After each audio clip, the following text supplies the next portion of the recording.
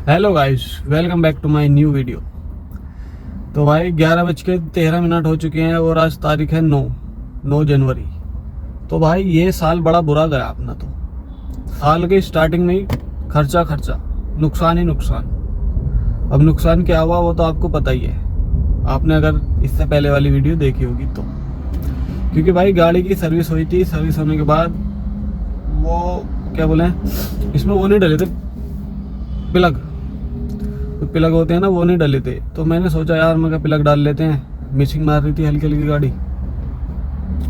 Plug भी काफ़ी 3-4 service से मैंने डलवाए नहीं थे। मैं कहा चलो पुराने भी हो गए, वो ख़राब भी हो गए होंगे।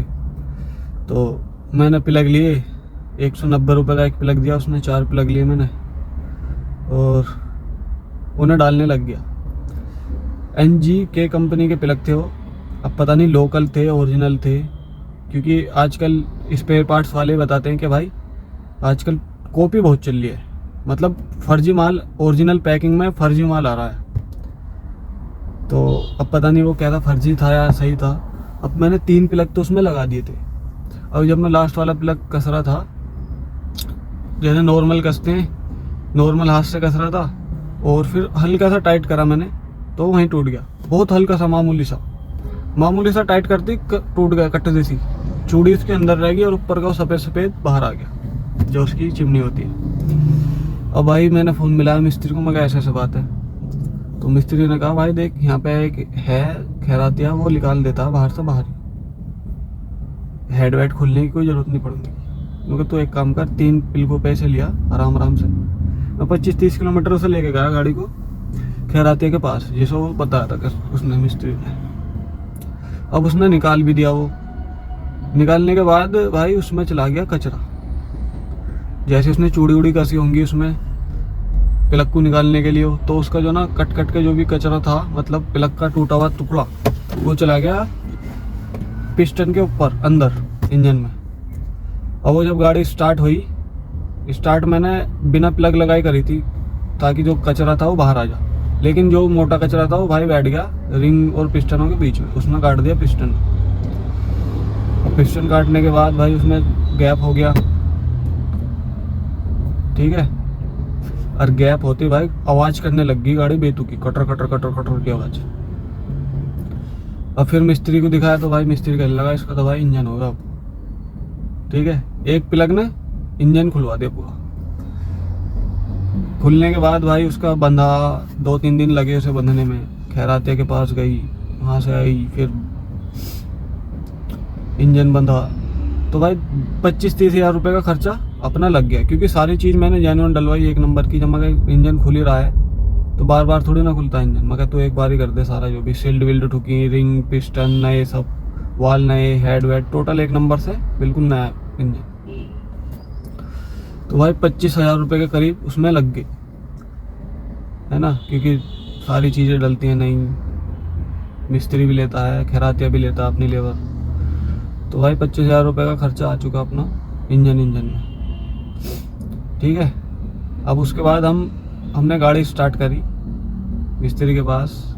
इंजन बंधने के बाद गाड़ी स्टार्ट होगी। स्टार्ट होने के बाद घर गई गाड़ी, घर जाने के बाद वो होगी बंद। रवा करने के लिए खड़ी करी, वो होगी बंद। फिर उसे स्टार्ट करी, फिर स्टार्ट होगी CNG पे, क्योंकि पेट्रोल की मोटर थोड़ी कमज़ोर थी। तो हमने सोचा क्या मिसिंग मारेगी, तो इससे अच्छा CNG पे थोड़ा गर्म कर लो इंजन को। तो वो बंद होगी दोबारा, फिर वो स्टार्ट नहीं होके दी। फिर मैं इलेक्ट्रिशियन के पास लेके गया। मैं कहा भाई यार तू इसे चेक कर, क्या दिक्कत है, इलेक्ट्रिक में दिक्कत है कुछ, मतलब वायर में। तो उसने चेक करा, लैपटॉप लगाया, तो कोई दिक्कत नहीं आई उसमें। एरर आ रहा था एक्सीलेटर का, थ्रोटल बॉडी का, सेंसर का, वो आ रहा था एरर। मैंने कहा भाई सेंसर देख ली। तो उसने थ्रोटल बॉडी में जो लगा रहता प्लग, उसे निकाला और बाढ़ दिया। फिर उनका यही है थ्रोटल बॉडी का तो सिस्टम, ये तो सही है, रेस तो पकड़ दिया गाड़ी। अब उसने कहा CNG वाले को दिखाओ इसे। अब CNG वाले के पास लेके भाई, हमारे यहाँ CNG वाला एक बड़ा बुरा मिस्त्री है, मतलब पता कुछ नहीं।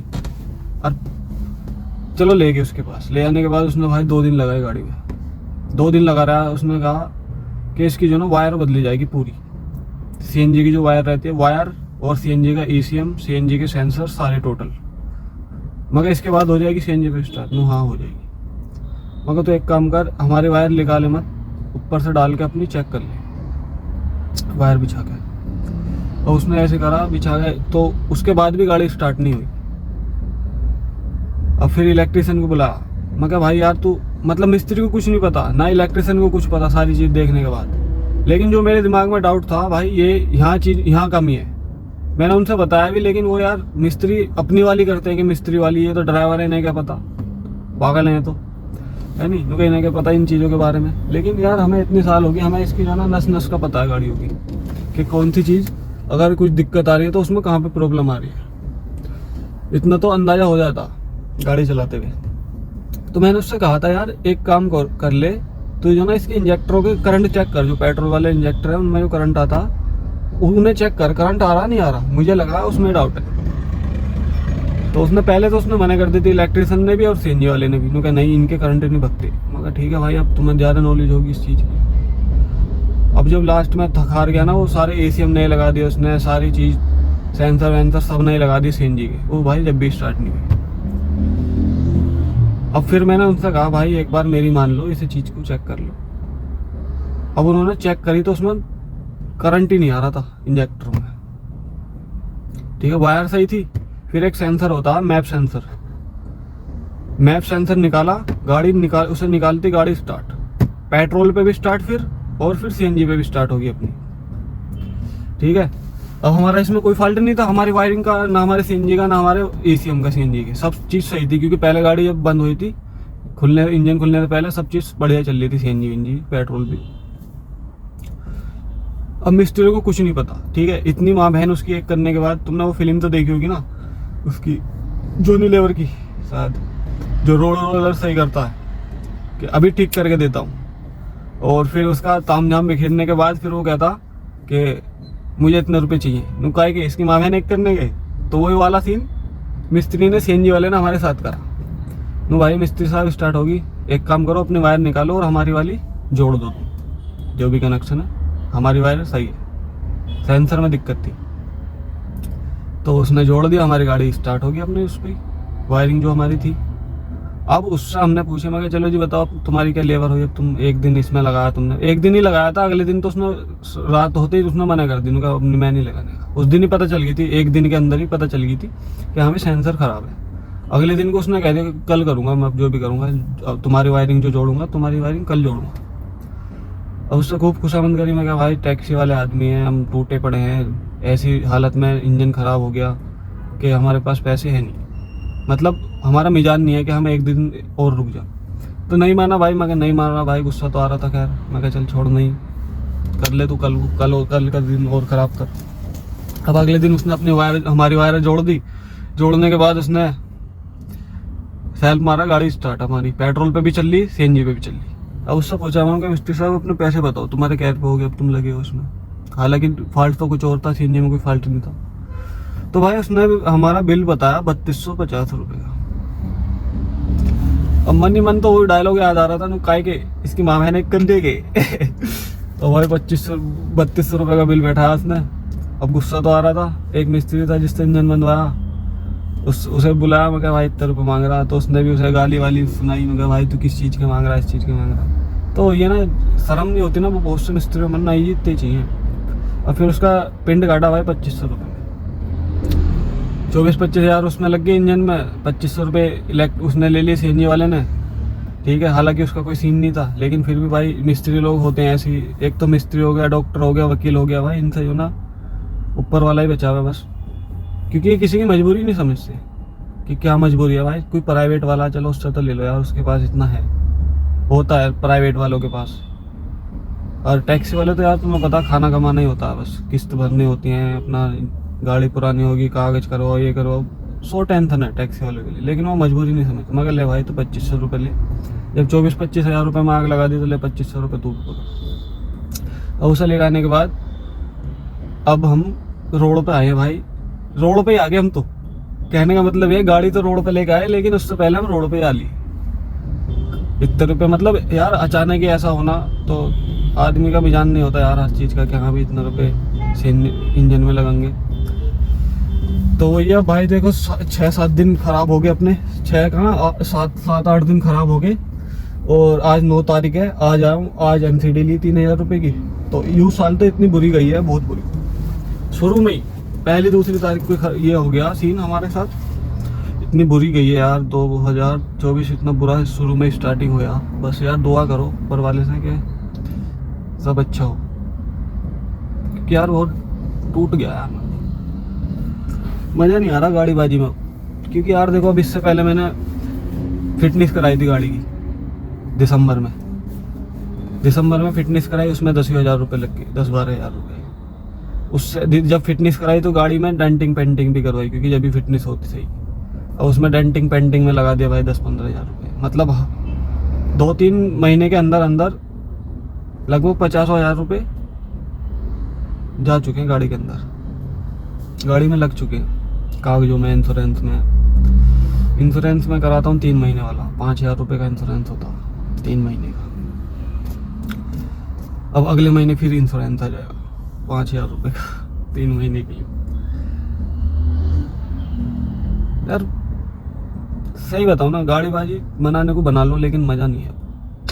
मैं 2017 में आया था गाड़ी चलाने, उस टाइम पे कमाई जो थी ना भाई, तुम सोच के है करोगे कि उस टाइम पे इतनी कमाई, उस टाइम पे कमाई इतनी थी। मैं डेली सुबह निकलता था मैं 3-4 बजे, और रात को 10-11 बजे तक मैं 4,000 रुपये डेली बचाता था। CNG अपना खर्चा काट के, सारा टोटल खर्चा काट कूट के 4,000 रुपये डेली एक दिन के। तो वो कमाई थी 2017, 18, 19 तक भी। जब ये लॉकडाउन आया ना तुम्हारा, लॉकडाउन के बाद भाई, लॉकडाउन में ही जो काम पिटा, उसके बाद तो भाई कंपनियों के भाव बढ़ गए, हर चीज़ के भाव बढ़ गए, लेकिन हमारे भाव घट गए। अब सोचो, जो 2017 में हमारी इनकम 4 क्या है, तुम 3 ही मान लो, अगर नॉर्मली चलाओगे तुम 3,000 रुपये अगर डेली आदमी कमा रहा है 2017 में, तो उसकी इनकम कहाँ जानी चाहिए? महंगाई के हिसाब से उसकी तनख्वाह बढ़नी चाहिए ना। 3 की जगह 4 होनी चाहिए, 4 की जगह 5,000 रुपये एक दिन में कमाना चाहिए ड्राइवर, टैक्सी से, अपनी टैक्सी भी ले फिर रहा भाई वो। तो हमारी इनकम जा रही है नीचे, ऐसे जा रही है कुएं में, बहुत तेज जा रही है, बहुत स्पीड से। तो और महंगाई जा रही है ऊपर। तो आज के टाइम में मैं तो भाई प्रॉफिटेबल ये बिजनेस लगता है नहीं, सही बताऊँ तो। क्योंकि भाई देखो, कंपनी कस्टमर से ले रही है, मान लो कस्टमर का बिल बना 500 रुपये, है नहीं, और वो हमें 500 में से दे रही है 200-250 रुपये। ठीक है, कस्टमर को क्या लग रहा है कि भाई यार टैक्सी वाले कितने रुपए कमा रहे हैं यार, 500 रुपये हमसे इसने 30 किलोमीटर के ले लिए, 25 किलोमीटर के 500 रुपये ले लिया यार ओला ने। मतलब ओला, उन्हें नहीं दिख रहा कि कस्टमर से कितना ले रही है। उन्हें तो भाई पहले की कहावत याद है कि 15-20% लेती है ओला कमीशन कस्टमरों को। अब असली बात तो ये है ना भाई कि ओला हमसे ले कितनी रही है, 35-40%, कभी 40 ले रही है, कभी 35 ले रही है। भाई 30 से कम तो ले ही नहीं रही, 30-35 से कम तो ले ही नहीं रही किसी भी राइड में। इससे ऊपर ही ले लेती है, किसी में तो 50 भी काट लेती है। तो वही है यार, इस काम में जो ना मज़ेदारी है नहीं। कागज करा लो, इंश्योरेंस करा लो भाई, इनमें तुम घिरे रह जाओगे बस। और गलती से तुमने पुरानी गाड़ी ले ली तो उसके इंजन में और लगे रहोगे। नई गाड़ी लेने का एक फ़ायदा ये भी है, अगर तुम ना मानने की गाड़ी बनानी है, गाड़ी में अच्छा प्रॉफिट है, तो भाई तुम बनाओ तो नई गाड़ी बनाओ। उसमें ये फ़ायदा होगा, तुम्हारी 2 साल के लिए फिटनेस आएगी, 1 साल के लिए टैक्स पूरा भरा हुआ आएगा, यानी 1 साल के लिए इंश्योरेंस आएगा, और इंजन तुम्हारा एकदम जेन्युइन आएगा। तो तुम्हारा इंजन कम से कम 3-4 लाख, अगर बढ़िया तरीके से चलाओगे 3-4 लाख किलोमीटर आराम से चलेगा बिना इंजन में काम हुए। बस आप सर्विस करवाते रहो टाइम पे। तो गाड़ी मांगने की नहीं मेंटेनेंस, बस तुम अपनी किस्तें भरते रहो, अपना कागज भी तुम्हारा पता है 1-2 साल के अंदर ही आएंगे। बस इंश्योरेंस का खर्चा आएगा तुम्हारा हर साल का, और टैक्स तो तुम्हारा 2 साल का भरा हुआ आता ही है जिस स्टेट का तुम लोगे। परमिट 5 साल का आता है, तो उसमें जो ना आदमी को, इतने में आदमी जो ना फ्री कर लेता है, जितना गाड़ी इंजन मतलब खर्चा वर्चा मांगती है, तो इतने में आदमी की गाड़ी फ्री होने लायक हो जाती है कि हाँ भी चलो फ्री हो जाएगी, अब कोई दिक्कत नहीं है।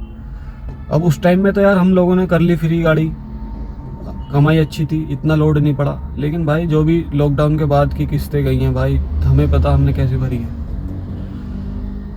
अब तुम किसी बंदे से पूछोगे, यार गुस्सा इस चीज़ पर आता जो रियल, मैंने तुम्हें और अर्निंग के बारे में बता रखा कि क्या अर्निंग है, कैसे अर्निंग है ना। अर्निंग देखो तुम मेरी वीडियो में देखो, अर्निंग में तुम्हें स्क्रीनशॉट दिखाता हूँ, पूरा दिखाता हूँ कितना बिल आ रहा है, कितने रुपए कितनी अर्निंग आ रही है, मतलब कितने रुपए हमें मिल रहे हैं, कितने रुपए ओला ले रहा है, कितने रुपए कस्टमर हमें दे रहा है। तो सारी चीज़ मैं तुम्हें बताता हूँ, पूरे दिन की अर्निंग बताता हूँ, कितने रुपए गैस फूकी, इतने रुपए की सीएनजी होगी। लेकिन अगर तुम किसी बंदे से पूछोगे ना यार, गुस्सा इन चीज़ों का आता।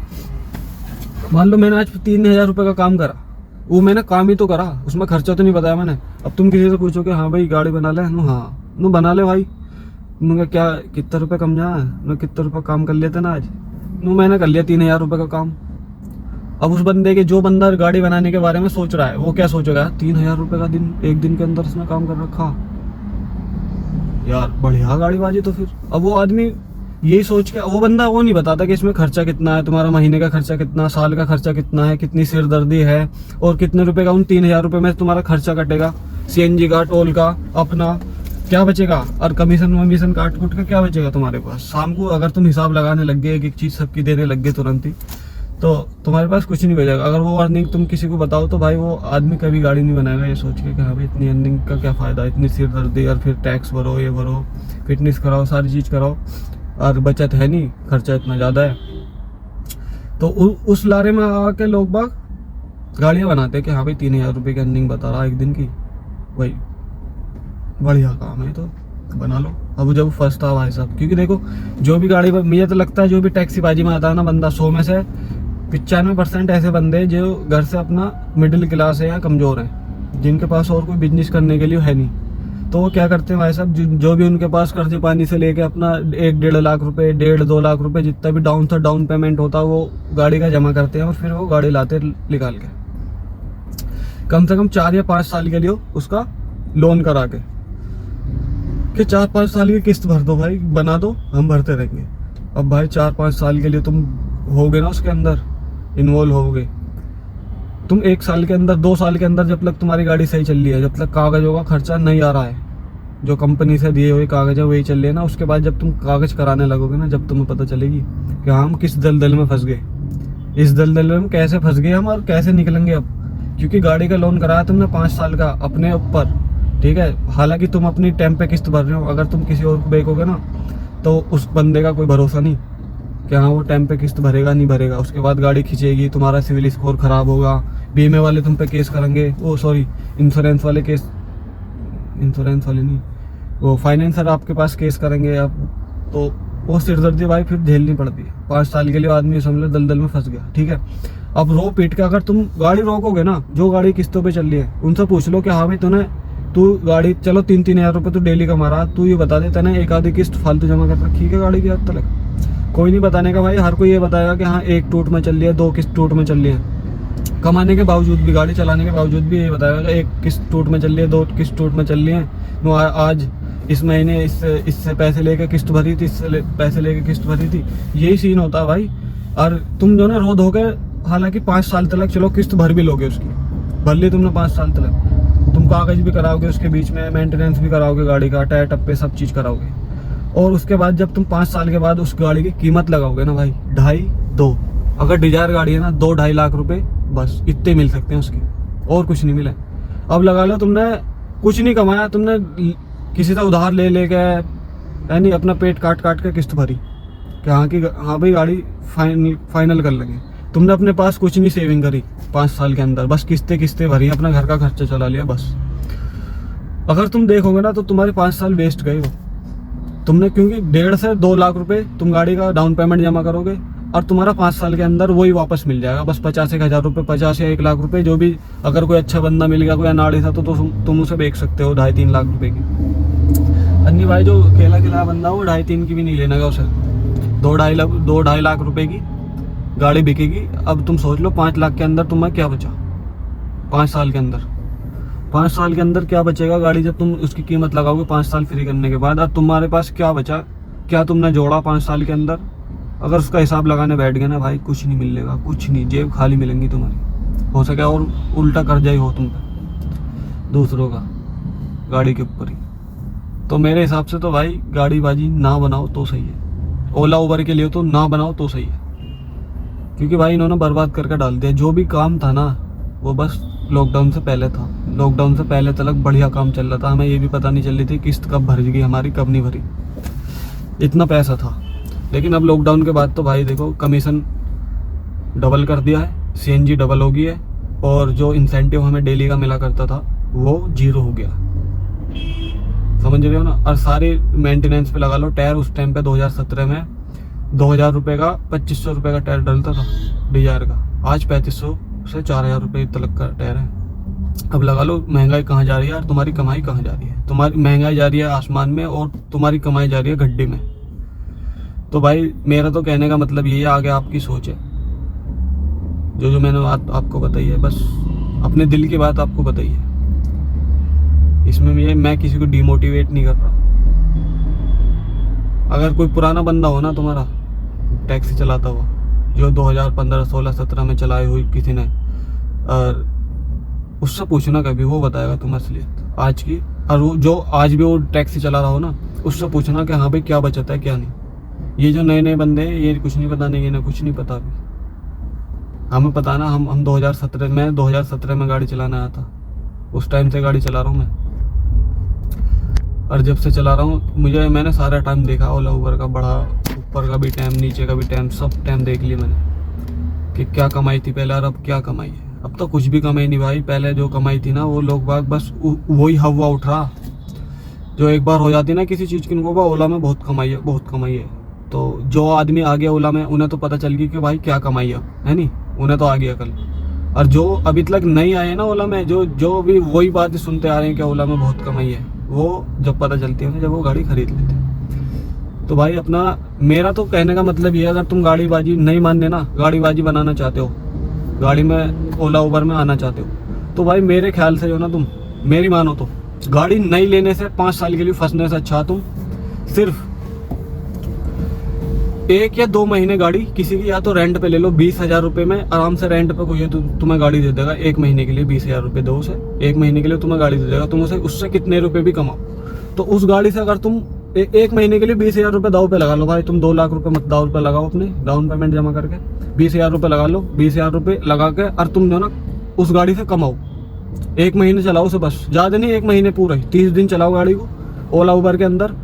और 30वें दिन अपनी जो ना अर्निंग चेक कर लेना कि कितने तुम्हें बचे, कितने तुम्हारा खर्चा हो गया, कितने की CNG होगी। अगर ये गाड़ी तुम्हारी किराए की ना होकर अपनी होती तो तुम इसकी किस्त कितनी भरते और कितना डाउन पेमेंट करते, सारी चीज़ लगा लेना भाई तुम। मेरा कहने का मतलब ये है, गाड़ी नहीं लेने से पहले, किसी की भी लेने से पहले 1 महीना गाड़ी किसी की चला लो भाई ओला उबर के अंदर, और हिसाब लगा लो खुद ही। उसके बाद ही भाई अगर तुम्हें लगे कि हाँ भाई चलो ठीक है, कमाई जो हम पहले काम कर रहे थे उससे अच्छा काम है, तो भाई बेझिझक ले लो गाड़ी, कोई दिक्कत नहीं है। लेकिन नहीं लेने से पहले 1 महीना किसी की चला लो भाई, उससे तुम्हें अंदाजा भी हो जाएगा क्या कमाई है, क्या सिचुएशन है, क्या टेंशन है, क्या क्या क्या दिक्कत है। ठीक है, तो भाई कैसी लगी आपको ये वीडियो कमेंट बॉक्स में ज़रूर बताएं, और वीडियो को लाइक, शेयर और चैनल को सब्सक्राइब करना ना भूलें। और मिलते हैं अगले नेक्स्ट व्लॉग में, वो व्लॉग होगा अपना अर्निंग के बारे में। ठीक है भाई।